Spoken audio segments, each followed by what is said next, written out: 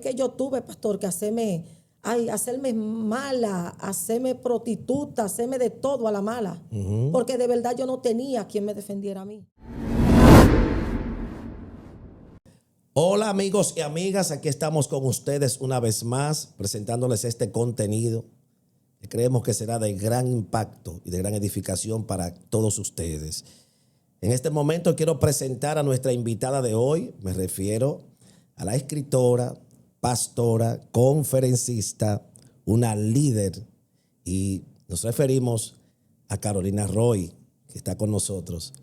Yo más que agradecida, apóstol, de poder estar aquí, porque sé que será un momento, un espacio de mucha bendición, no solamente para nosotros, sino para todo el que conectará con esto que traemos hoy de parte de Dios. Claro que quisimos tenerte aquí en el programa y nos sentimos contentos y honrados de que hayas podido venir, porque tienes muchas cosas que decir. Tú eres como una caja de sorpresas. Así es. Sabes, quizás muchas personas no te conocen a fondo, quizás otros sí, pero en este momento queremos compartir y hablar del trasfondo de Carolina Roy. A los 8 años tu vida fue impactada. ¿Qué fue lo que sucedió? Yo me río mucho, pastor. De eso se trata. Gloria al que vive. Bueno, a la edad de 7, 8 años yo fui abusada por una persona que era como miembro de la familia. Yo siempre digo mi tío, porque realmente era un miembro de mi familia y esto se convirtió realmente en una pesadilla. ¿Cómo se da esa situación? Esa situación se da a raíz de que mi mamá trabajaba en la zona franca, mi papá estaba en los Estados Unidos. En ese lugar era que se me daba atención de niña. Y como yo lo llamo por ahí, que más adelante vamos a hablar de eso, sí, claro, donde era el lugar de mi tortura. Esa casa todas las mañanas se convertía en lugar de mi tortura con esta persona. ¿Qué pensabas en este momento, en ese mismo instante que estabas atravesando ese proceso? Muy corta edad, muy temprana edad. ¿Nadie te ayudó? ¿No se lo dijiste a nadie? ¿No lo expresaste? No. Si supiera que a esa edad para mí eso era algo normal, porque no sabía, no tenía conocimiento, no sabía lo que se estaba haciendo. Aparte de que tenía mucho miedo, sí siempre quise hablar, pero nunca me atreví, nunca tuve el valor de exponer esto. ¿Cómo es el desenlace entonces cuando se da cuenta todo el mundo? ¿Qué sucede con tus padres? En pandemia. ¡Wow! En pandemia. Usted sabe que en pandemia la gente no hallaba qué hacer. Y en pandemia yo estaba atravesando la peor depresión, porque a raíz de eso era depresiva. Wow. Y en pandemia fue donde más se incentivó esa depresión, y sentí que era el momento como de en público sacar eso. Traté de cuidarlo un poquito, pero fue algo impactante porque de la familia de donde esta persona son familia cristiana. Wow. Entonces, como yo no dije nombre, se me armó un problema porque entonces, según la familia, ellos entendían que yo provoqué un caos porque la gente iba a empezar a señalar quién fue. ¿Te sentías abusada en ese momento? Claro. ¿Cómo es la mentalidad de una niña al tener ese tipo de experiencia? ¿Qué te pasaba por la mente? ¿No lo asimilabas? Como que no te cabía en tu memoria, ¿verdad? Exacto. Era algo fuerte, apóstol, porque es que hay una parte por ahí que yo hablo de la tierra virgen. Y yo pienso que la niñez, igual que yo en ese tiempo, era algo que eso no se tocaba. Entonces eso fue quebrantar como un código tan fuerte, tan sagrado. Y para mí era algo que yo no lo entendía, porque realmente yo para ese tiempo no conocía lo que era la depresión, pero estaba depresiva. Yo no era una niña normal. O sea, yo no era una niña que me iba a gustar jugar con muñecas, que me iba a gustar jugar con... Todo lo mío se dirigía como hacia esa atracción, a esa cortedad. Te hiciste una adulta de tiempo, vamos a decir. Así mismo está escrito por ahí. Me hice una mujer en el cuerpo de una niña. Wow, qué difícil, qué situación tan cómoda, ¿verdad? Es muy difícil porque es que se te despierta algo, se despierta una morbosidad sin querer. ¿Entiendes? Se despierta algo porque ya yo de niña siempre miraba a los hombres adultos no de una manera de niña ni de padre, sino de una manera ya interesadamente. Y los hombres entonces empezaron a buscarte, y como se abrió esa raíz de tan pequeña edad, entonces ya eso era como una costumbre. Era una costumbre, y donde quiera que iba, como hablo por ahí, eran jaulas abiertas. Siempre donde quiera que iba, sean hombres o sean mujeres, siempre terminaban tocándome y abusándome. Porque no solamente eran contacto con hombres, sino que se abrieron raíces al lesbianismo entonces. Exacto. exacto. ¿Y tus padres entonces en ese momento? No, nada, ellos estaban muy aéreos, ellos no sabían nada de mí. Wow. Porque aunque me crié con mi mamá, era como que estabas ahí, o sea, mi mamá trabajó mucho, siempre fue una mujer muy esforzada y al parecer en ese momento ella no se imaginaba tampoco, no al parecer ella no se imaginaba lo que pasaba conmigo porque es que ella me entregaba a ese lugar y aparte de eso esta persona se convirtió en una persona de mucha confianza. Wow. Entonces si iba a un mandado me mandaban con él. Si me iba a enseñar a manejar carro, Pero era la persona que te estaba abusando. y era la persona que estaba ahí, sí, porque era un familiar así, Ok. muy íntimo. Wow, interesante. Entonces vas creciendo y ahí se abre entonces el ámbito ya de la prostitución, vamos a Exacto, decir, así es. en una edad más adulta. ¿A qué edad empieza esa condición? Yo tomé la calle a los 14 años, abierta. Wow, una adolescencia, una abierta. juvenil. Yo a los 9 años ya tomaba alcohol, escondida, ya fumaba, Pero Dios mío, escondida de mi mamá. sí. Yo no sabía realmente, como se lo digo, cómo explicar lo que me estaba pasando, pero ya a esa edad yo tenía todos esos síntomas, era insoportable, sin Sí. querer. Increíble. Entonces te vas a la calle y ¿qué empieza a suceder? Nuevas relaciones, nuevos contactos, nueva gente, ya estás marcada desde niña. Así es. Entro a la calle, ahí empiezo a conocer, entonces, mira, era como que si la calle me estaba esperando, porque de una vez me entrenaron. Me entrenaron de una vez y así fue pasando y me prostituía y fui ahí entonces cayendo en el vicio de las drogas y así sucesivamente. Fue algo terrible. Me convertí en una, como digo yo, en una prostituta prematura. Wow. Una prostituta ¿Y las prematura. mujeres de una edad más avanzada, qué te decían? Porque estabas en contacto en la calle con mujeres más adultas. Claro, me llevaban a lugares a hacer cosas, usted sabe, no sé si puedo hacer. Adelante, sí. hacer, como decimos en un buen dominicano, atrancarme en cabaña con hombres. Me llevaban a lugares de donde había muchas niñas también, hombres, mujeres adultas gobernándonos a nosotras, que éramos más pequeñas. Dijiste en ese tiempo. hombres que nos gobernaban. ¿Qué te refieres? O sea, personas, hombres de dinero de mi pueblo que mandan a buscar niñas para hacer herejía. Wow. Para verla acostándose con otras mujeres. Hacer de todo. Personas de mucho respeto. Ujú. El lucro en ese momento, ¿te estaba llamando la atención? ¿Te están pagando? Sí. ¿Te estás sintiendo bien? Sí, de donde yo vengo éramos muy pobres. Ok. Y ya yo empezar a ver dinerito fácil, como así le llaman, yo me fui enviciando de verdad porque nunca me gustó. Había un asco en mí, pero el dinero me atraía Wow. mucho. Sí. ¿Y los hombres qué te decían? ¿Encontraste algún hombre que quisiera hacer algo por ti? Siempre. Ok. Pero nunca no se dio podía- nada No específico. podía sostener las relaciones porque ya yo le tomé un amor tan fuerte a la calle que yo me envicié a la calle, a la prostitución, a conseguir dinero. Sí, Dios, siempre lo digo, Dios siempre me dio oportunidades de poder vivir como yo quisiera, pero no sostenía eso. Ok. ¿Cómo trabajar el llamar la atención? Porque creo que en una ocasión tuviste ese sentido de hacer las cosas para llamar la atención. ¿Te pasó? Claro. Háblanos que de sí. eso.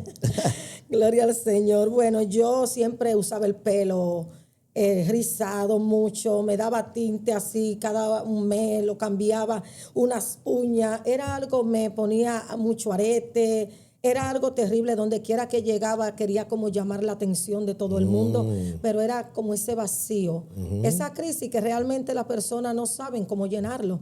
Y eso era lo que yo hacía, como llamar la atención Sí. de todo el mundo, buscar problemas, hacer lo que sea, pero llamar la atención. ¿Cómo te afectó la prostitución? ¿Hasta qué nivel? Uy, mire, pastor, yo creo que eso no llega a un nivel. Ok. Eso es algo demasiado fuerte porque es que dentro del ser humano, o sea, por mí lo digo, había algo como que yo lo hacía, pero realmente yo no quería esa vida. Pero entonces era como un volcán porque yo quería explotar, quería hablar, quería decir porque yo era así, pero no podía, o sea, no podía. Cuéntanos un testimonio de abuso de algún hombre en esa etapa, que te sentiste abusada. Bueno, esta sí es fuerte porque esta yo nunca le he dicho. Ah, mejor todavía. Primicia. Bueno, tenemos una primicia aquí con Carolina, adelante. Sí, yo recuerdo que una vez pasó un problema muy fuerte en mi familia Sí. y yo tuve que moverme de un pueblo para otro. Y en ese lugar era el diablo que me estaba Wow. esperando. Sí, era el diablo. Porque yo le voy a decir algo, pastor, cuando, por ejemplo, una prostituta está en la calle, pero uno a veces decide con quién estar. Sí. Pero cuando tú le tienes asco a alguien y esa persona todos los días tiene que estar abusándote, es algo horroroso. Y eso pasó. Yo tuve que trasladarme por causa de un inconveniente para cubrir a mi hermano. Tuve que trasladarme a la casa de un familiar. Y todos los días, cuando esa señora se iba a trabajar, mis primos se iban a la escuela, ese señor me tenía como una esclava. Y yo no podía correr porque tenía que cuidar a mi hermano. Wow. Muy fuerte. Eso fue, yo pienso que una de las cosas, aparte de la violación que más me marcó a mí, fue esa trayectoria de yo tener que ser la esclava de esa persona, aún siendo mi familiar. Y yo siendo jovencita, porque aunque yo estaba en la calle, pero para muchas personas yo era una niña. ¿Sí me entiendes? Sí, claro. Y fue algo terrible. ¿Cómo te sentiste no solamente con llamar la atención, sino con el asunto? Porque en ese momento en la persona se manifiestan muchas cosas. Y una de las cosas que se puede manifestar es la autolástima y la autocompasión. ¿Cómo trabajaste eso? Uy, eso era fuerte. Porque yo inventaba mucha mentira. Sí, a veces yo estaba en los lugares y me daba una crisis así mismo y empezaba a llorar, pero siempre yo buscaba como el afecto de alguien. Wow. Y en todos los lugares yo me iba en llanto. Yo, como hay una parte por ahí que dice amigos imaginarios, yo me inventaba unos amigos imaginarios en esos lugares y empezaba y decía y hablaba, pero no con nadie, Wow. sola. Y yo estaba con una cerveza y yo empezaba a hablar con mis amigos imaginarios. Todo lo que me pasaba, eso mismo, un espíritu de conmiseración, aún siendo cristiana, me pasó. O sea, como cualquier cosa provocaba llanto en mi vida. Era muy, muy sensible. Sí. ¿Cómo pudiste lidiar con el ataque de depresión? Mujeres que están en esa condición, la depresión es una guerra constante. ¿Cómo pudiste librar esa guerra? Bueno, pastor, eso es algo fuerte porque de tal manera en sí es un problema lidiar con eso, porque al menos la que yo tenía, yo tuve que llegar hasta medicarme. Wow. Siendo cristiana. Porque estuviste en manos de profesionales de la salud, ¿verdad? Exactamente, pero eso no funcionó. Ok. O sea, cuando yo tomaba esos medicamentos, yo me ponía peor. Era como si alimentaba ese espíritu. Porque independientemente, pastor, aunque los psicólogos, los psiquiatras, quien sea, quiera decir que eso se va con terapia, eso no se va con terapia. Si hubiese sido por terapia, yo hubiese sanado, pero yo tuve que lidiar de una manera. Yo salía de predicar, de ministrar, yo veía a la persona siendo libre y cuando yo llegaba, yo iba a una farmacia, yo compraba pastillas, yo me la tomaba, yo sabía durar 3 días, 2 días en mi habitación, debajo de la cama, después de una administración poderosa. Y no fue fácil porque yo siempre agarraba un cuchillo para quitarme la vida y cuando me ponía así, yo quería acabar con mis hijos, con mi esposo. Dios mío, cuéntanos un testimonio de ese momento, depresión compulsiva, toma el cuchillo para querer quitar la vida a tu propia familia. ¿Qué pasó ahí? Todas las noches casi me pasaba eso, pero una de las noches más fuertes, Sí. yo estaba orando a las 3 de la mañana y yo sentí una voz que me habló y me dijo, busca un cuchillo. Y yo fui a la habitación, fui a la cocina y me hinqué otra vez con el cuchillo, pero yo estaba haciendo así, pero yo sentía que alguien me agarraba la mano. Wow. Y yo hacía así y no podía enterrar el cuchillo. Y como me puse como histérica, empecé a mirar como para apuñalar a mis hijos, a mi esposo. Y en ese momento mi esposo se levantó y me ayudó un poquito, pero me daban unos ataques fuertes. Yo me golpeaba, Oye, me pero tu jalaba. esposo era un gladiador en ese momento. Sí, él Tener que siempre, bueno, él toda la noche escondía todos los cuchillos. Porque estando en el mundo, sí, yo intenté varias veces, sí, yo me clavé cuchillo, pero en el evangelio traté de quitarme la vida de otra manera. Wow. La gente que estaba en tu entorno social, ¿cómo estaba influyendo en tu vida? Negativamente, positivamente. Me imagino que al estar tan profundo en aquella condición, ¿cómo influía tu entorno? Negativamente, porque no creían en mí.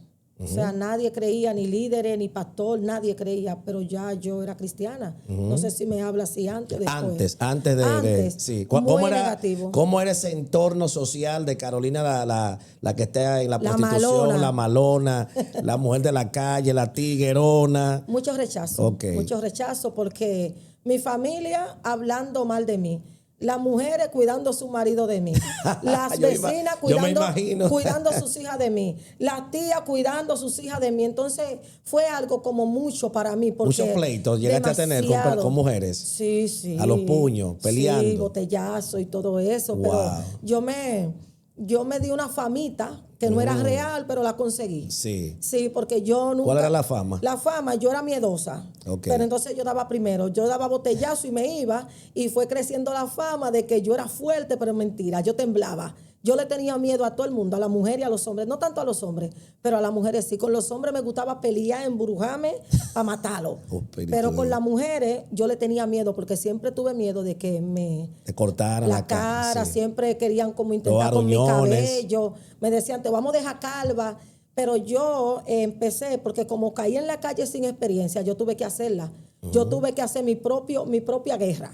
Wow. Mi propio escenario, mi propio campo de batalla. Entonces yo dije, ya yo estoy aquí, ya yo tengo que tirar para adelante. Pero Carolina, cuéntanos un testimonio de esos pleitos con una mujer que tú llegaste, dijiste, aquí estoy, ¿qué es lo que pasa? ¿O te fue a buscar a ti? No, yo llegué a un centro cervecero y ella tuvo una mala interpretación de algo que pasó, una amiga que yo quería mucho, y ella empezó a hacerme señas que me vaya. Yo me quería ir, pero dije que este escenario está lleno y si me voy a perder el rango. Voy a perder el escenario. Claro. Este es mi escenario. Y le digo la verdad, pastor, esa era una de las mujeres más guapas de mi ciudad, que las mujeres le temblaban. Le di durísimo, que me perdone Dios, y ella también. Le quité una peluca, bailé con la peluca y eso me dio fama de que yo era guapa. Y yo nunca fui guapa nada. Yo lo que aseguraba, daba adelante y así iba creciendo de que yo era guapa, pero no, nunca fui guapa. Oh, my God.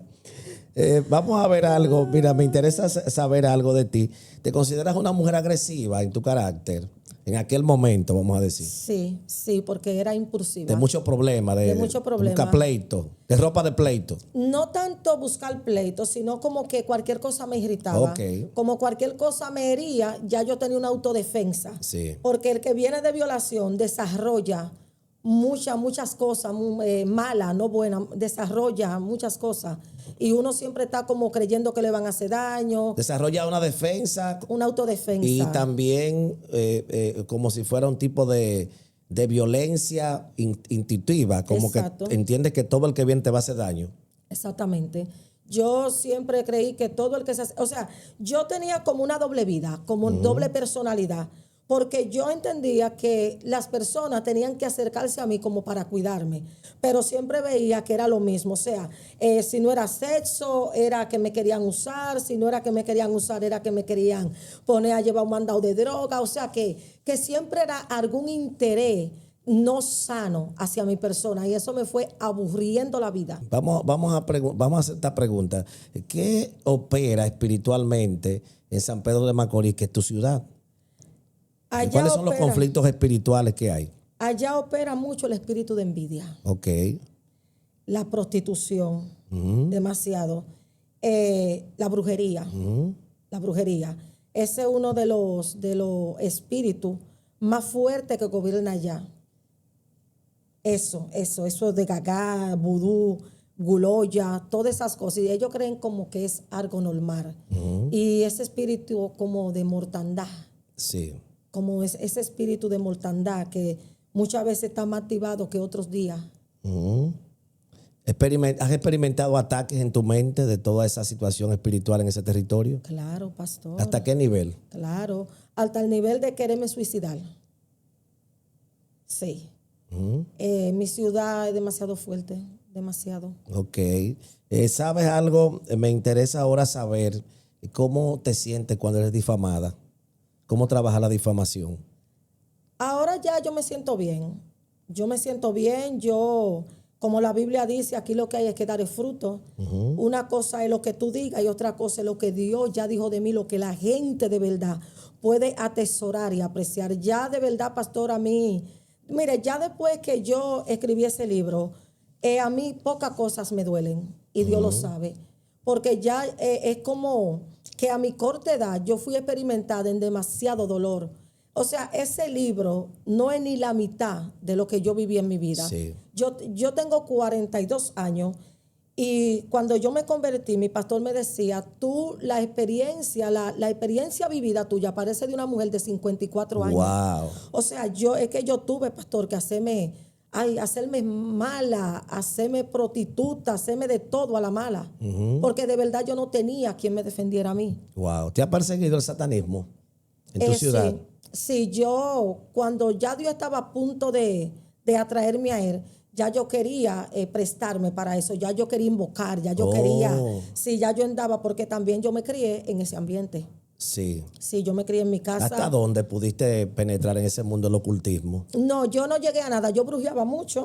Me gustaban los brujos, iba a los brujos. Y en sí no me gustaba como que tenía esa atadura, sino que iba a buscar suerte, pues yo te bregaba con gringos y cosas. Pero en mi casa sí yo vi muchas cosas, brujería, cosas fuertes que se hicieron.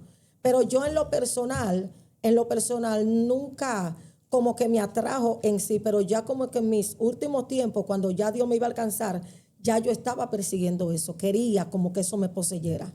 Wow. ¿Llegaste a ver algún tipo de espíritu que te visitaba, que hablaba contigo? Sí. Que tú lo invocabas, que tenías No, contactos. invocarlo no. Pero tenías contacto con ciertas cosas espirituales. Sí, porque yo recuerdo una vez que yo tuve una experiencia, usted tiene que saber de eso. Sí, adelante. Un éxtasis, donde yo estaba peleando con unos demonios y cuando yo vine a despertar, yo estaba en Dajabón y yo veía unos espíritus que con correa me querían jalar para el otro lado y ellos me decían, es que te necesitamos de este lado. Tuve mucha experiencia, espíritus que me golpeaban, pastor, que me dejaban la marca aquí, me dejaban la marca de correa. Ahí está mi esposo, que no me deja mentir. Ellos me golpeaban en la noche con correa y así yo amanecía con la golpeada y la marca de la correa y los aruñones que ellos me daban. Es una legalidad fuerte. Luego de eso, mi pastor me dijo que ahí tenía que haber algo más, porque aunque tú andes en la prostitución y en la calle, no hay legalidad para los demonios golpearte así. Rápidamente yo me puse a investigar y mi mamá me dijo que mi papá, cuando yo nací, me entregó en un altar y que el nombre mío supuestamente me lo puso una tal Anaísa. Wow. Entonces de ahí fue que vino el problema, porque yo no era consciente de lo que habían hecho conmigo, pero esos espíritus me reclamaban. Había una puerta que Sí. te estaba alando hacia ese mundo. Me estaba trayendo, sí. Claro que sí. Carolina, ¿qué haces cuando tienes pérdidas? ¿Y qué son las pérdidas? Una mujer como tú que viene de muchos procesos, donde se pierden tantas cosas, se quedan tantas cosas. ¿Cómo trabajar las pérdidas en la vida? Yo aprendí, como el apóstol Pablo, desde antes de llegar aquí, como a vivir en todo lo terreno. O sea, para mí cuando vine al Evangelio sí fue muy fuerte, porque esa historia también es muy fuerte, donde el papá de mi hijo, que era un hombre que estaba bien, él tuvo que dejarme. Sí. O sea, tuvo que dejarme y yo tuve que entrar con mi esposo. Ahí fue donde yo terminé prostituyéndome ya en cabaret. Porque yo me prostituí en la calle, pero ya cuando llegué a Bávaro yo tuve que llegar a cabaret porque llegué engañada. Sí. O sea, me llevaron para un lugar y me dejaron en otro. Entonces, ahí yo perdí muchas cosas. Ese hombre me tenía en una muy buena posición. Cuando ya yo me vi, porque yo me prostituía prácticamente porque en la calle, pero cuando yo me vi prostituyéndome por necesidad, ahí sí fue fuerte para mí. Sí. Porque yo lo hacía, vamos a decir, sinvergüenzamente. Yo tenía un apartamento bien chévere, pero no podía estar tranquila en mi casa. Pero cuando perdí esta beca, como decimos, sí, yo me sentí un poquito mal. Pero luego de venir a Cristo, Dios me fue quitando a tal punto que nosotros teníamos que pedir para comer. Increíble. Cuando yo venía de una vida que yo nada más con los ojos miraba y ya yo tenía 10,000, 8,000 pesos en mi bolsillo. Wow. Pasar hambre, desnudez, perder amistades buenas, perder de todo, porque cuando tú vienes a Cristo, hay cosas que tú tienes que perderlas realmente, no es que diga que te la quitan, no, es que tú tienes que entregarlas. Sí, ¿qué es una fractura sencilla para ti? Una fractura sencilla, que usted me hiera con su boca, lo que sea, eso es una fracturita sencilla, es una fractura sencilla para mí. ¿Cómo sanarla? ¿Cómo descubrirla? ¿Cómo identificarla? ¿Cómo descubrirla? Bueno, usted me hiere, me puede doler en el rato. Ya, por ejemplo, gracias le doy a Dios, yo nunca he sido como de guardar cosas. Ok. Pero hay fracturas que son fuertes. Sí. O sea, como la de la violación que yo tuve. Todas esas cosas, esas fueron fracturas. Acumularon cosas. Acumularon cosas. Que fueron dando fruto en el tiempo. Exacto. Pero una fractura sensible es como, hay qué sé yo, una miembro de una iglesia, como una vez que tuve que salir corriendo por una líder que me dio zozobra tan mano poder y le dejé la iglesia. Pero eso yo lo superé de una vez. Ahora, cuando ya mi pastor, que a cada rato me botaba, esas fueron fracturitas que fueron haciendo, mire. Te fueron dañando y así por el estilo. Ok, las calumnias que destruyen, ¿cómo trabajar eso? ¿Cómo te has enfrentado a calumnias que destruyen? Explícanos un poquito.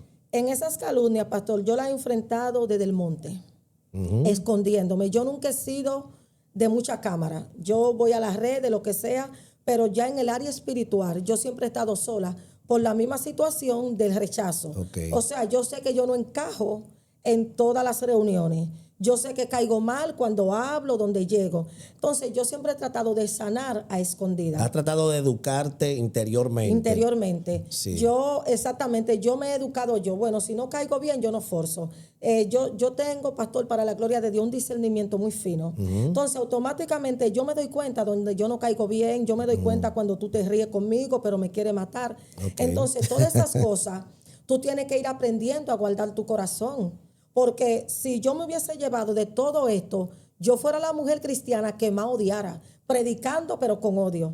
Y llegué sí a hacerlo. Pero entonces esa vez yo me retiré de los medios, solté la agenda, solté todo para sanar. Para sanar. ¿Tu familia, cómo ha impactado tu vida en algún momento en ese ámbito de las calumnias que destruyen? Porque se experimentan cosas en las familias. En mi familia fue un poquito fuerte, gracias a Dios han ido mejorando. Pero háblanos un poco de eso. Una vez mi mamá le dio con que yo le robé. Mi papá me regaló una casa. Luego mi papá inventó que mi esposo y yo lo golpeábamos. Él me puso querella, fue a género, dijo que yo lo golpeaba con mi esposo. Wow. Entonces ahí se unieron mi mamá, mi papá y mis hermanos. Y querían, como digo yo por ahí, uniendo fuerza para destruirme. Acorralada te sentiste. Acorralada. O sea, eso fue algo también muy fuerte para mí porque mi padre vio lo que Dios hizo conmigo, mi madre en ese tiempo estaba viendo lo que Dios estaba haciendo. Y en vez de ayudarme, era como si me empujaban más a la cisterna. Y fue algo muy deprimente porque eran calumnias donde una mujer que predicaba ya, una mujer que estaba dando testimonio, no es lo mismo si un extraño dice algo de ti que cuando es tu papá, que cuando es tu madre o como ¿Tus padres son cristianos pastor. ellos? Ahora mi mamá sí, mi papá murió. Ok, pero en ese momento ellos no eran cristianos. Sí, mi mamá era cristiana. Ok. Mi papá no. Ok, entonces tuviste que experimentar esa situación. Exactamente. Increíble. Tuve que aprender a vivir con eso. Increíble. ¿Qué hacer cuando se tiene que luchar con las cosas de adentro? Porque muchas veces queremos gobernar lo que está afuera, pero no aprendemos a gobernar lo que está adentro. Háblanos un poquito de eso. Es una parte muy fuerte, pastor, porque es que es como que tú no tienes quien te enseñe. Y tú tienes como que ir rebuscando para tú saber quién realmente tú eres. Cuando yo me refiero luchando con lo de adentro, ¿verdad? Sí. Ese pleito usted sabe que no es igual. Porque ahí usted no puede pagar mal por mal. Ahí usted no puede decirle a la gente todo lo que usted siente de ellos. Que es lo habitual en ti. Exacto. O sea, yo hubiese querido decirle hasta del mal que se iban a morir. Pero yo agradezco algo a Dios. Y es que Dios me ha dado como un dominio propio en cuestión de dolor. Okay.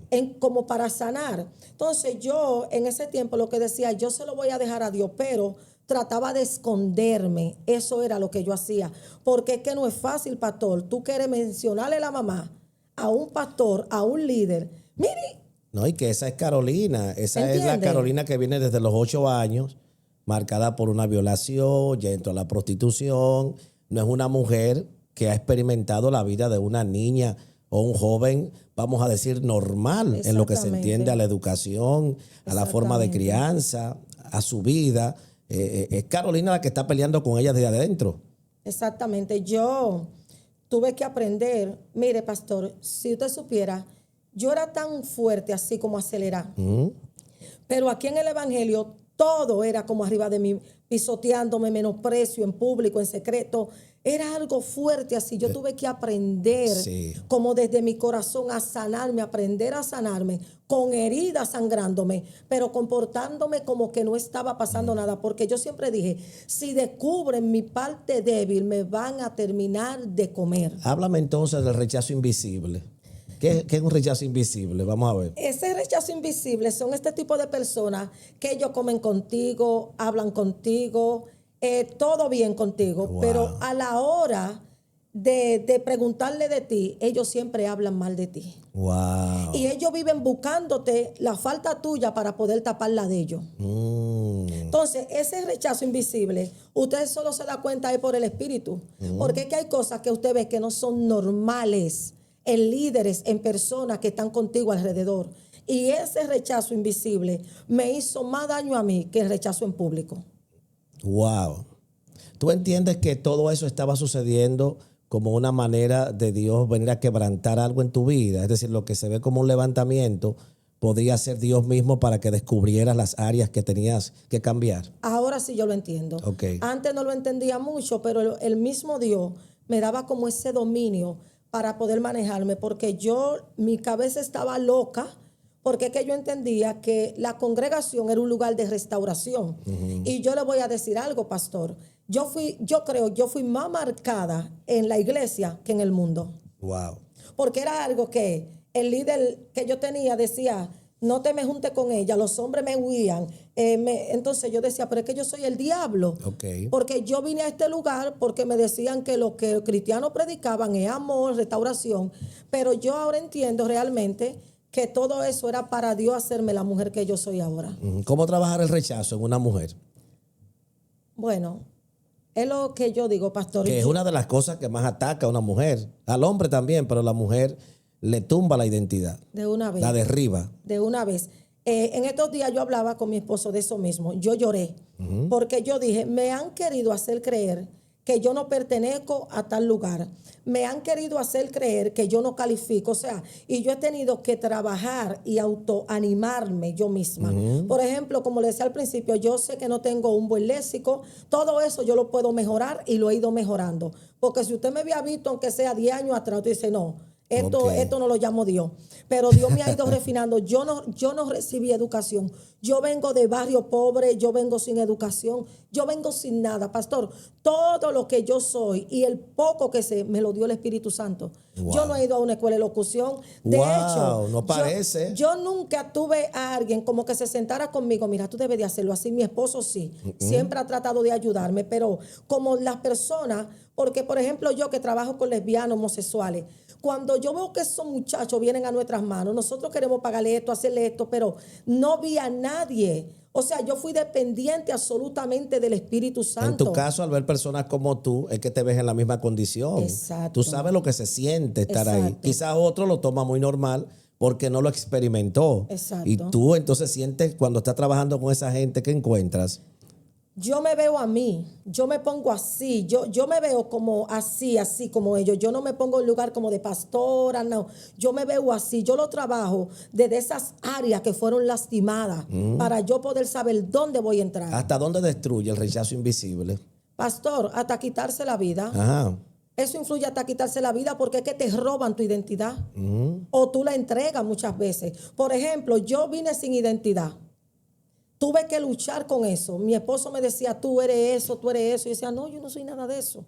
Yo no soy nada de eso. Pero entonces después entendí que todo lo que ellos estaban atacando es lo que ellos quizá no pueden tener. Porque es que una persona con identidad no puede atacar a una loca. Como yo decía, pero la loca soy yo. ¿Cuál es el problema conmigo? Entonces, vengo de depresión, vengo del mismo rechazo de familia. Y también tengo aquí que encontrarme. Yo trabajé mi vida desde el monte, dándome terapia. Sí, Carolina Roy, tú puedes. Yo me paraba en un espejo y yo le decía, tú sí puedes. Wow. Y le hablaba y le decía, ¿sabe cómo? Le decía, mira, mujercita del diablo, tú no me vas a hacer la guerra a mí. Yo me llamaba por nombre en el espejo y le decía, Carolina Roy, tú no me vas a hacer la guerra a mí. Wow. Carnal. Le decía, yo me voy a levantar. Y yo agarraba y me ponía una corona y yo me visualizaba. Te veías. Yo me veía en escenarios, yo me veía en lugares finos, lugares lindos, y yo decía, yo voy a llegar ahí. Pero no fue que yo tuve un empuje, como tú vas a ser una gran ministra, tú vas a ser esto. Mira lo importante del discipulado en estas cosas, de la mentoría, Así es. del apoyo pastoral, el Así apoyo es. ministerial, apostólico, de paternidad también. Eso es así. importantísimo. Es así. Qué bueno. Carolina, quiero saber, entonces, ¿qué hacer cuando una mujer se siente empoderada? ¿Cómo definir una mujer empoderada o engreída? Ay, esto sí está bueno. Me voy a meter en problemas, pero lo tengo que decir. Esa es una pregunta que creo que tú la puedes contestar porque viene de un carácter bien fuerte. Entonces, ¿tú sabes cuándo una mujer es engreída o cuándo es una mujer empoderada? Sí, porque cuando una mujer está engreída, su mensaje no impacta. Su mensaje te sube el ego. Pero cuando una mujer empoderada de verdad te guía, te direcciona. ¿Por qué? Porque yo me he dado cuenta que el movimiento, no toda, de mujeres empoderadas traen una raíz. Wow. Traen una raíz. Feminista, el movimiento feminista. Sí, porque hay mujeres, pastor, de esas que también fueron violadas, pero por causa de su reputación, ellas no se atreven, pero viven con el pique. Oh my God, Mazoa. Ellas viven como con la rabia, porque cuando tú no hablas, mire, yo he tenido mucha persecución por mi testimonio, pero es que yo no puedo dejar de darlo, pastor. Sí. Porque después de Dios, todas las armas que Dios nos ha entregado ha sido por el poder de Dios y el testimonio. ¿Pero y a quién le puede afectar tu testimonio? Le ha afectado a mucha gente. Me dicen, tú ya alta, tú estás cansado, predícame a Cristo. Yo te predico a Cristo. Pero lo que pasa es, mire, pastor, por ejemplo, yo no tengo dinero, yo no tengo de nada para la gloria de Dios, pero yo voy a tener. Pero mucha gente a veces con mi físico, con lo que yo proyecto, se confunden. Sí. Esta tipa es fina, tiene dinero. Ahorita alguien, antes de yo venir para acá, dijo, mira el sándwich de la tipa. Le dije, tengo cara de tipa. Le dije, yo tengo cara de tipa. Le dije, yo no tengo cara de tipa. ¿Sabe? Pero entonces me ven, ella tiene dinero, ellas tienen esto. Entonces, esto no se trata de lo que tú puedas tener, es la esencia. Entonces, la mayoría de mujeres, pastor, mire, usted busca alrededor del mundo, el 90%, el 85% de mujeres cristianas y muchas veces hombres fueron violados. O tienen una marca y esa marca todavía lo acusa, lo persigue. Y ellos predican desde su frustración. Por eso no pueden sanar. Por eso hay mensajes que en vez de hacer que la mujer se someta, la ponen encima. Cuando Dios empezó a usarme a mí, yo me estaba creyendo la última Coca-Cola, pero ¿sabe qué? Yo estaba predicando desde esa herida que yo no había podido descubrir, que yo no había podido exponer a la luz. Entonces, como toda esa rabia, yo la predicaba disfrazada de Biblia y de religión y de todo eso. ¿Cómo trabaja la tristeza en la vida de una mujer? La tristeza, pastor. Mire, eso... ¿Sabes? Te estoy haciendo muchas cosas rápidas Sí, porque no queremos importa. aprovechar el tiempo. No importa. Adelante. ¿Cómo trabajar la tristeza? Todo en la mano de Dios. Y tú tener identidad y amarte. Porque si tú no te amas, la tristeza no va a salir de ti. Bueno, la gente, yo me volví amiga de la tristeza a tal punto que cuando yo no estaba triste, yo buscaba ponerme triste. Wow. Era dependiente de esto y tuve que luchar con ayuno, oración, leyendo la palabra y liberándome y dándome terapia yo misma. ¿Cómo trabajaste la adulación en ese momento? Hacia mi persona. Sí, hacia tu persona. Bajándome yo misma, pinchándome, diciéndome, eso es mentira, bájese de ahí. Usted es una loca vieja. Yo me hablaba yo misma para poder, ¿sabe? Le decía, de usted no depende nada, todo ha sido Dios. Y siempre, como le digo, mi problema siempre me voy al monte, yo me tranco en mi habitación y yo misma me hablo. Yo siempre he sido mi misma psicóloga, mi enfermera, mi doctora, yo misma. Wow. Es así. Importante. ¿Te gusta la calle? ¿Te gusta predicar en la calle? Amo. ¿Por qué te llama la atención? En las Por eso redes mismo. te ves mucho predicando en las calles. Por eso mismo, porque yo andaba muchas veces como zombie, endrogada, alcoholizada, violada. Los tigres me daban una golpeada y me tiraban por la autovía. Y a veces yo de la autovía tenía que caminar a pie para mi casa, que era bastante lejos. Y yo quería ver un cristiano que me diera aunque sea un abrazo. Ni siquiera que me dijera Dios te bendiga, solamente que me diera un abrazo. Sí. Y la mayoría de personas, sea en discoteca fina o sea en discoteca barrial, la mayoría de personas, pastor, que están en la calle, andan con un déficit que ellos no saben cómo explicar, pero su corazón lo grita. Wow. Entonces Y hay eso apariencias pasaba. en esto. Demasiado apariencia. La gente me veía a mí en los lugares cuando yo llegaba y yo salía de los lugares a tirármele adelante a una patana, a un camión a acabar con mi vida, llena de gozo, llena porque a donde llegaba de que paraba el tránsito y eso era una cosa, pero cuando salía de ahí, no podía. Intenté muchas veces quitarme la vida Wow. saliendo de esos lugares y fue algo horroroso. Increíble. ¿Qué son las falsas promesas o las falsas expectativas? ¿Cómo trabajar eso en una mujer? ¿En qué sentido, pastor? Oh, las falsas promesas, te voy a dar esto. ¿Del mundo o de No, aquí vamos de a la hablar de iglesia? las dos. De las dos, vamos a hablar de las dos. Promesas allá y promesas aquí, promesas incumplidas, falsas esperanzas. ¿Cómo trabajar eso? Yo he trabajado todo eso porque así mismo en el mundo conseguí mucho de eso. Aquí le decimos demagogia. Ok. Mucho bulto, mucha dema. Y aquí en el evangelio la gente un día te ve predicando, empiezan a hacerte promesas. Y te suben y tú crees que es verdad. Y yo empecé a trabajar eso y a dejar que sea Dios, como ustedes me encontraron, ¿verdad? Sin intermediario. Wow. El intermediario fue el Espíritu Santo. Increíble. O sea, yo he trabajado toda esa falsa promesa, como le dije, desde mi habitación y siendo fuerte o haciéndome fuerte yo misma. Yo le digo a la gente, yo soy una leona. Desde un punto humilde, Sí. no con arrogancia. Yo soy una leona. ¿Sabe por qué? Porque tú puedes crecer lindo cuando alguien te ayuda. Pero cuando tú sabes que en la selva tú nada más ves animales y tú tienes que cuidarte de ellos y a veces aprender a ser animales como ellos para poder sobrevivir, no es tan fácil como se ve. Entonces, todo eso, ya cuando una gente, ay, que me dice, ay, que te voy a invitar, que te voy a llevar, que gloria a Dios, hermano, y sigo mi vida y sigo en mi calle y sigo normal predicando. ¿Cómo fue el llamado en el inicio para ti? Una mujer predicadora, sacada de un mundo tan bajo, vamos a decir, en cierto sentido, porque Exacto. tocó tus emociones, tocó tu identidad, te degradó. Entonces ya vienes a iniciar el llamado al ministerio. ¿Cómo fueron esos inicios? Experimentar Cuando entré, ahora ese esta nueva cambio, vida, esa transición al esa ministerio. transición fue fuerte porque yo duré más de 11 años que no lo creía. Yo no lo creía. Es decir, estando en el llamado, pero tú decías, no puede ser posible. No, entonces Dios me usaba muy bonito, Dios me usaba. Y yo sé que en ese momento yo no reunía ninguna condición para que Dios me use. Wow. Porque yo vivía entre si me descarrio o si me quedo. Si me descarrio, salía para los puntos de droga, luego de ser cristiana tenía que devolverme. Salía para los colmadones, siendo cristiana tenía que devolverme hasta que yo tuve que vencer. Pero los inicios fueron fuertes, por eso mismo, por el rechazo, porque de hecho mi familia muchos de ellos todavía ni creen que yo les sirvo a Dios. Entonces, Dios para mí fue algo fuerte porque a veces yo le hablaba de parte de Dios a alguien y me decían, pero tú, ay, pero por favor. Entonces, fue algo como que, como le digo, tuve que aprender a lidiar con todas estas cosas porque no fue fácil. El al dolor, inicio. el dolor. ¿Cómo trabajaste el dolor en esos inicios? Orando, pastor, orando, ¿Qué te producía dolor? todo. Hasta amar me producía dolor. Ujú. Querer a mis hijos me producía dolor. Amar a mi esposo me producía dolor. Darle amor a la gente me producía dolor. Wow. Todo me producía dolor.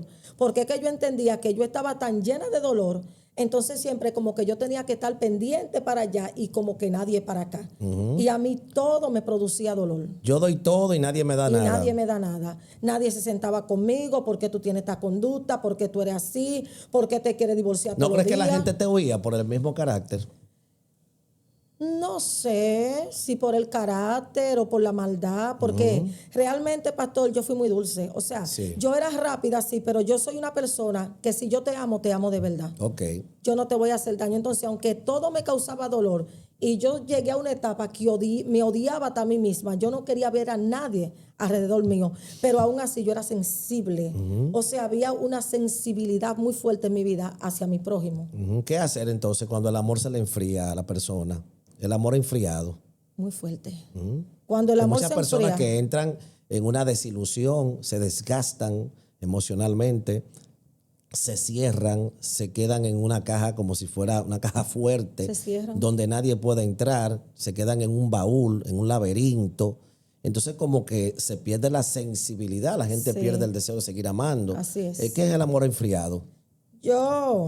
Cuando a mí se me enfrió el amor, se me enfrió por mi esposo, por los pastores, por todo el mundo. Porque viví una situación muy fuerte, porque era una detrás de otra.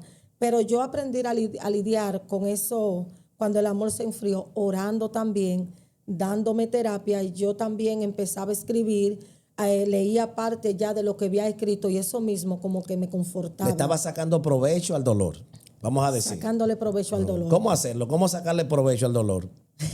¡Qué pregunta! Bueno, yo de la manera que le saqué provecho al dolor fue escribiendo y dándome como, autoanimándome. Ok.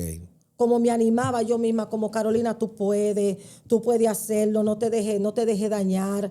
Y yo siempre decía, cada lágrima que yo boto tiene que tener un propósito. O sea, yo no voy a llorar solamente ya por llorar. Yo cada lágrima que yo bote, yo la voy a poner en un papel. No sabía ni siquiera que iba a escribir. Yo Wow. simplemente escribía. Sí. Yo simplemente escribía cuando no sabía cómo hablar con mi boca. Yo escribía. Los traumas, ¿cómo te afectaron? ¿Te quedaste traumada, Carolina? Claro. ¿Todavía te sientes traumada? No, todavía no.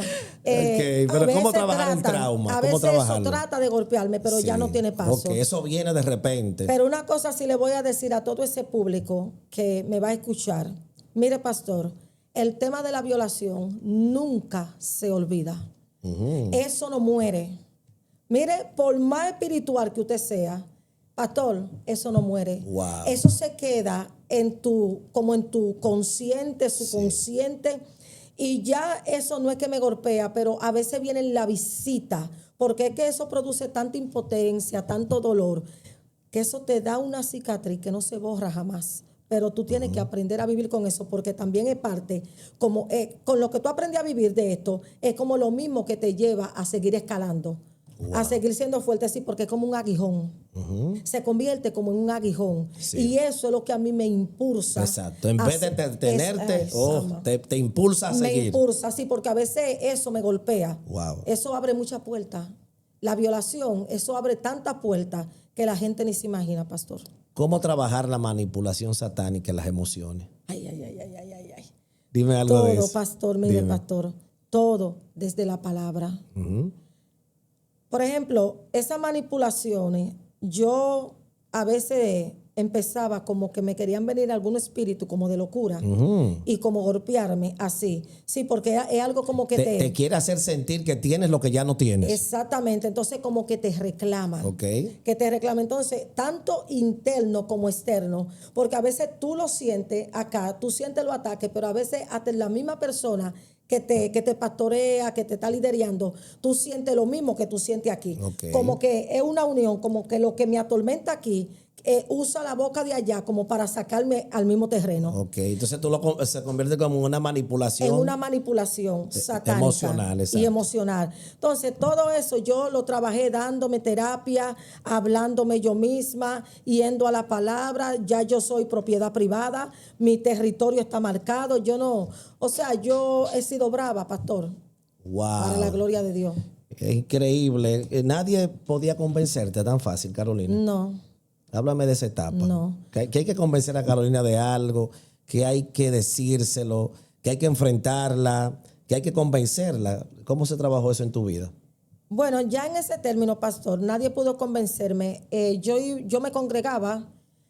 Lo que pasaba allí era muy fuerte. Se me predicaba una cosa, pero se me practicaba otra. Entonces, ya como que yo vi el mismo movimiento. Yo me pude dar cuenta que hay personas que están pastoreando porque tienen deseo de gobierno, deseo de gobernar, no deseo de restaurar. Entonces, donde quiera que yo iba, como que yo no conectaba, porque aparte de eso había como una pequeña incredulidad en mí, porque yo siempre cuestionaba como lo que se me predicaba y lo que Dios me permitió vivir, o como yo decía, ¿por qué me dejaste vivir todo eso si tú eres un Dios de verdad? Entonces, yo de momento estaba bloqueada, estaba cerrada, porque como que no recibía lo que la persona me daba. Ahora no puedo decir que era que la persona estaba vacía, estaba mal, no. Era que había como una pared en mí, hasta un día que fui al monte. Y ahí fue donde el Espíritu Santo me convenció de que yo soy de Él. Porque le voy a decir algo, yo duré mucho tiempo en el Evangelio, pero sin ser convencida, pero tampoco sin detenerme. Era algo terrible. Guapas. O sea, no era convencida por su espíritu, hablando en lengua, Dios usándome, pero no le creía. O sea, no le creía ni a Dios, de que era Dios, ni a los predicadores que me lo predicaban a Él. Vamos a hablar de los espíritus que Dios te ha mostrado. Amén. porque has visto muchas cosas, has tenido muchas experiencias y queremos que nos cuente qué espíritus has visto, que puedes decirnos. Bueno, aquí en mi libro aparece, de lo que yo recuerdo, aparece Yalelé, creo que adulterio, ¿verdad? Este espíritu es Háblanos de Yalelé, ¿qué significa eso? muy interesante. Este es el espíritu de adulterio, como yo lo recibí. Sí. No sé de otra manera, si otra gente, pero Sí, estamos claros de que es una experiencia muy personal tuya, fuerte, muy privada. muy fuerte. Este espíritu, pastor, Dios me lo mostró, que trabaja desde abajo de la cama, de los matrimonios. Él empieza trayendo división, trayendo problemas, trayendo enfriamiento en la intimidad, hasta que viene armándose un caos. Sí. ¿Por qué? Porque este espíritu no solo marca una generación, sino todas las que vienen atrás. Wow. Trabaja silenciosamente. ¿Cómo empiezan? A mí me gusta ese tema. ¿Cómo empiezan? Durmiendo uno así, el otro así, después uno para la cabeza, otro para los pies, empiezan que ya no tengo deseo de estar con mi esposa, ya no tengo deseo de estar con mi esposo, y eso va trabajando desde abajo. Mire, yo quedé impactada. Uno en el piso, otro en la cama. Uno en el piso, otro en la cama. ¿Por qué? Porque el objetivo de este espíritu no es solamente destruir, vamos a poner a mi esposo y a mí, porque recuerde que donde hubo un adulterio es raro que eso no siga hasta que no llegue uno que corte esa raíz. Ok. Y en mi familia todo eso se vivió. Yo nunca pensé, y de la manera que Dios me mostró eso fue fuerte, fue cruel, ¿entiendes? Y yo dije, wow, entonces esto trabaja silenciosamente, este espíritu desde debajo de la cama, trayendo enfriamiento, trayendo discusión, empieza el hombre a sentirse atraído, empieza la mujer a sentirse atraído, ninguno de los dos se atreven. Yo le voy a decir algo, como mujer de Dios, en tiempos atrás, yo me sentía atraída varias veces por personas. Aún estando en el ministerio, en la iglesia. Pastor. Ok. Claro. Sí. ¿Por qué? Porque esa persona provocó algo en mí. Ok. Pero ¿sabe qué hice? Yo hablé con mi esposo de una vez. Le dije, pero fulano me gusta, porque yo siempre he sido clara. ¿Por qué? Porque yo tengo que cuidarme. Al declararlo, entonces se rompe esa condición. Yo lo expongo. Ok. O sea, el diablo, yo le digo a la gente, el diablo no tiene nada que decir de mí porque yo misma me tiro para adelante. Yo misma me tiro para adelante porque yo sé de dónde vengo, pastor. Sí. Yo no soy una mujer, yo no tengo problemas con hombres ni con lascivia ni nada de eso. Pero yo soy una mujer que yo le digo a la gente, yo soy como los people. A mí hay que tenerme trancado todo el tiempo. Pero Dios mío. A mí hay que tenerme trancada. Mire, pastor, si uno no sabe reconocer sus debilidades, uno no va a avanzar en el evangelio. No es que yo voy a andar buscando un hombre o mirando un hombre raro. No. Yo no soy de esa línea. Pero si mi nomenclatura se descompone rápido, yo trato de estar en mi jaula y salir de mi jaula cuando vaya a casar. Increíble. Háblanos del espíritu que ataca las finanzas. Ese se llama Gabú. Y ese espíritu le pisa los talones a la gente hasta que lo deja sin nada. Ese tiene que ver mucho con la gente que le gustan las cosas cibernéticas. Apostar, jueguitos, estas cositas, como este asunto de Telefree, una vez que se le fue a la gente con todo el dinero. Hay muchas aplicaciones de esas. Y ese trabaja, mire, dejando a la gente en cero. Hay que tener cuidado cuando nosotros vamos a hacer decisiones financieras, cuando vamos a tomar cualquier decisión en cuanto a inversiones. Este espíritu ataca más a los inversionistas. Ok. ¿De qué manera? ¿De qué forma? Atrayéndolo a hacer inversión, a llenársele los ojos. Ay, eso me va a dar para atrás, eso me va a dar para atrás, eso me va a dar. Y invierte sin dirección hasta que te quedas sin nada. Al punto de que te lleva al suicidio. Ese espíritu, como Dios me lo reveló. La persona acumula y acumula, pero nunca invierte como inversión, o sea, se deja vender muchos sueños. Como alguien que le diga, pastor, mira, yo te propongo, vamos a hacer esto y esto te va a dejar dinero en 4 meses, esto, vamos a hacer esto, vamos a invertir, en 2 meses tú tienes para atrás. No, hay que buscar dirección de Dios.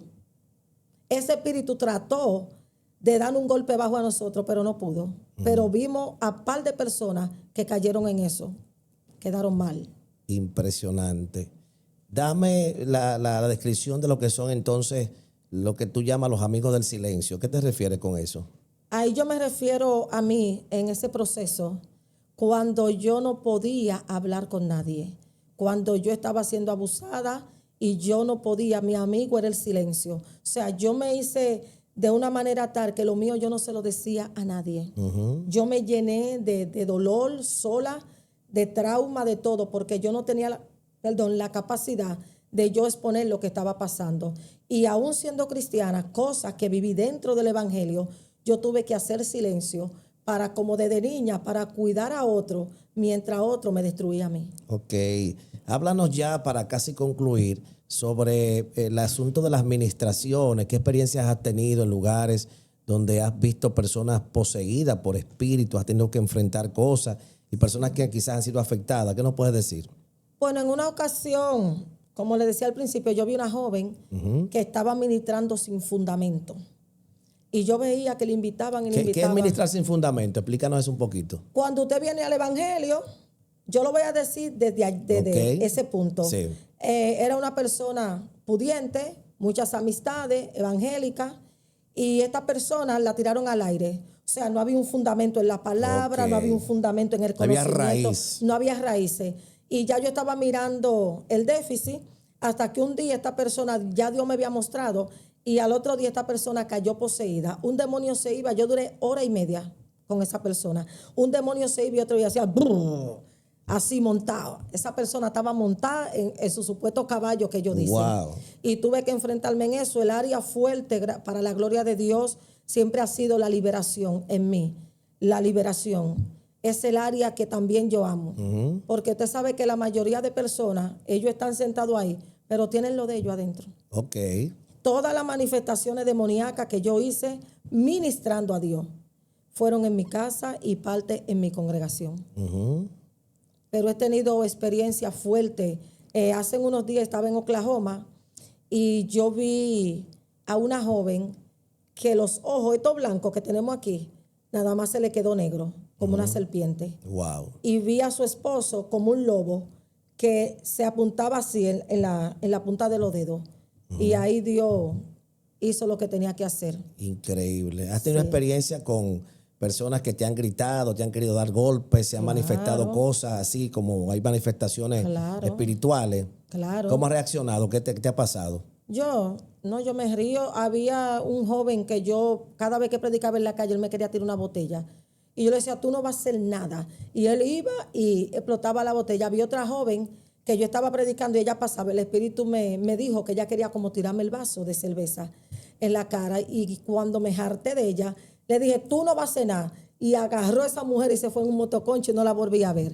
Pero sí he estado en lugares donde me han hecho como manifestaciones, como de tirarme y me hacen así. Pero yo no le tengo miedo a nada de eso. Otra experiencia que has vivido dentro de esas luchas, esas batallas ministeriales. Cuéntanos. Bueno, recuerdo en una ocasión que me contacté con una pastora y ella me habló de un familiar que tenía. Yo me interesé por esa persona. Ella me dijo que su hermana estaba en un psiquiátrico y yo quería verla. Ella me enseñó una foto de su hermana y yo le dije, su hermana no tiene problema de locura, su hermana lo que está depresiva.